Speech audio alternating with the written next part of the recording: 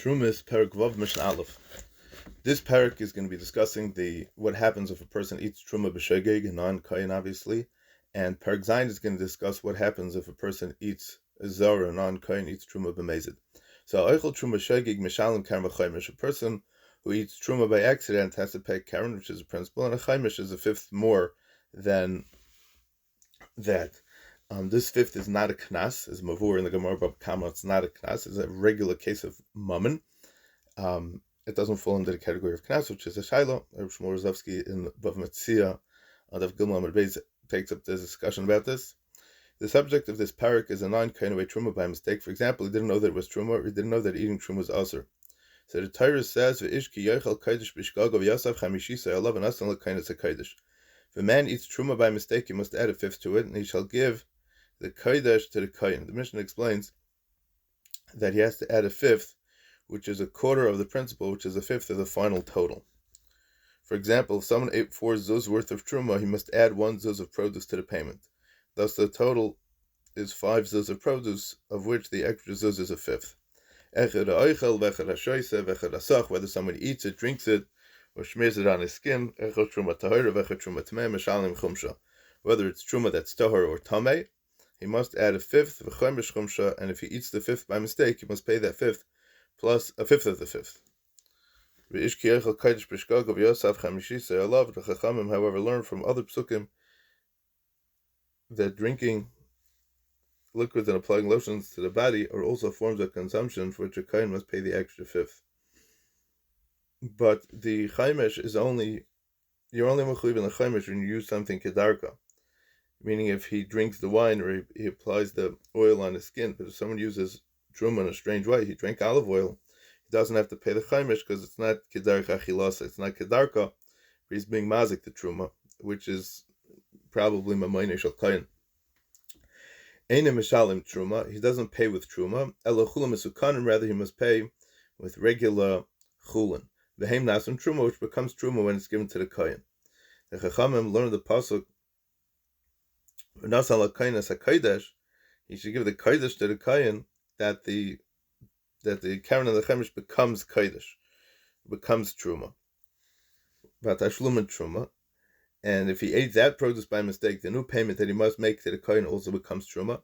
And ratza kohen limchel ena meichel. If a kohen wants to forgo the payment, to forgive the payment, he cannot forgive it. Even if the kohen waives his right to the payment, it's necessary to pay him. When someone who ate truma by mistake pays the principal and the chaimesh, the karen serves 2 purposes. It compensates the kohen for the loss of mammon, and fulfills the chiv haTorah, the one who is over on this b'shegeg that he ate truma, he has to replace with other truma. The kohen can release the person who ate it from having to compensate him personally, but he cannot release him from the chiv to pay back the truma. Therefore, even if the kohen tries to forgive the payment, the one who ate it b'shegeg is still mechuyev to pay. Mishnah Beis. Bas Yisrael she'achla truma v'achkach nisis l'kohen.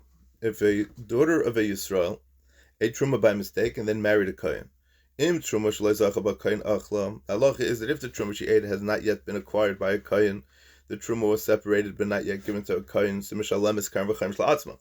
She pays the karen and the chaimish to herself. She must set aside produce as payment because she ate the truma when it was still also to her. Since she is now married to a kohen and therefore has the same status as a kohen, she may keep that produce for herself. If she has not eaten the truma and it's still in existence after she got married, she would not have to give it to a kohen. Upon marrying a kohen, she gains the status of a kohenes, which entitles her to keep her truma for herself. It's only logical that the same halacha applies to the produce that serves as payment for the truma that she ate, just as she would be allowed to keep the original truma if it was still in existence, so she's allowed to keep the payment of the truma. The previous Mishnah taught that someone who ate truma by mistake must pay a kohen even if the kohen wants to forgo the payment. Therefore, even though this woman may retain the payment, she must set aside produce equal to the value of the karen and the chaimish. The produce becomes truma, which she may then eat and pay herself for. However, if she ate truma that had already been acquired by the kohen, the truma had not only been designated but also given to a kohen, and then she married a kohen. Mishalem is karen labailam. Since she stole it from him, she pays the karen to the kohen, who is the bailam of the truma. But nevertheless, she may keep the chaimish for herself. Now, why is it that she could keep the chaimish for herself? Because the Chachamim said,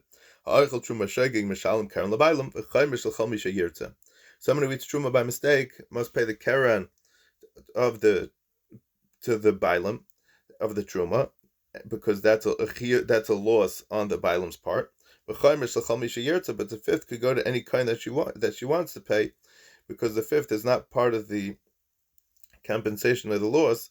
It's a fine that can be paid to any member of the kahuna. Therefore, although this woman has to pay the kain to the kain whose truma she ate, she may keep the chaimish, since she has a right to a chaimish, because she's part of the shevet hakahuna as well.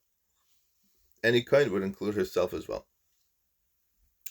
Mishnah Gimel, Hamachel is poyalav as orchav truma.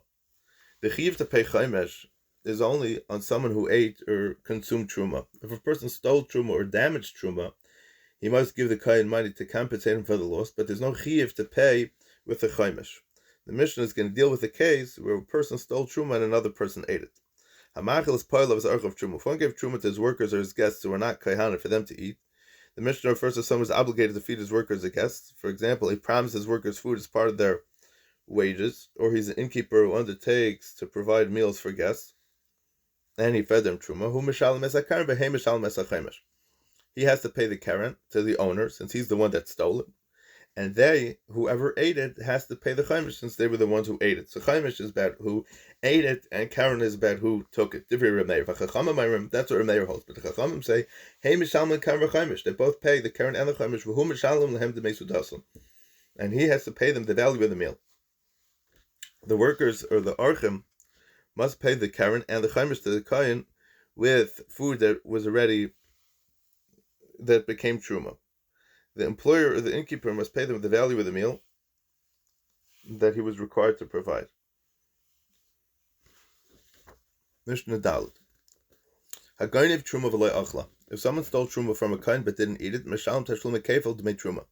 He must pay a double payment for the gneva, and he must return the truma itself and pay the value of truma.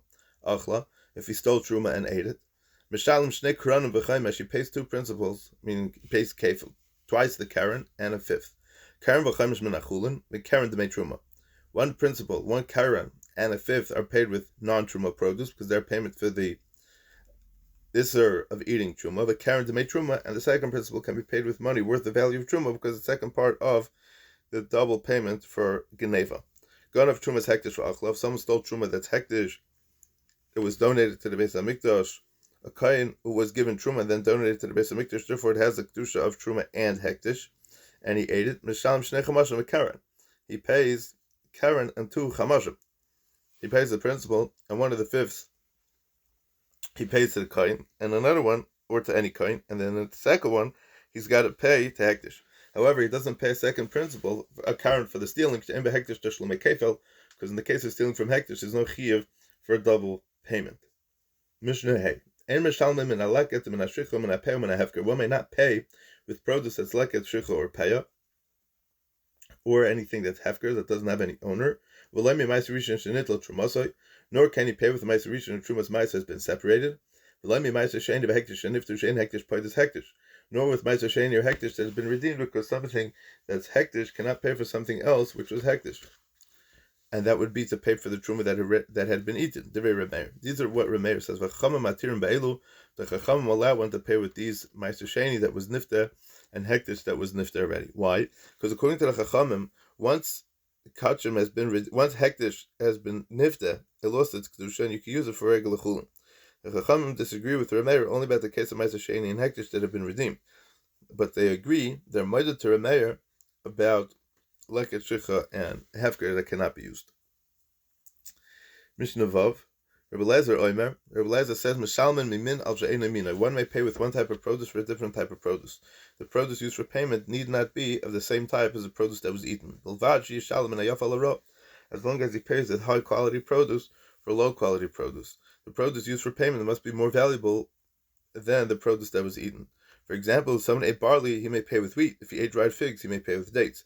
Even though the value of the dates, for example, must be the same as the value of the dried figs, the kain gains by receiving the type of produce that's easier to sell.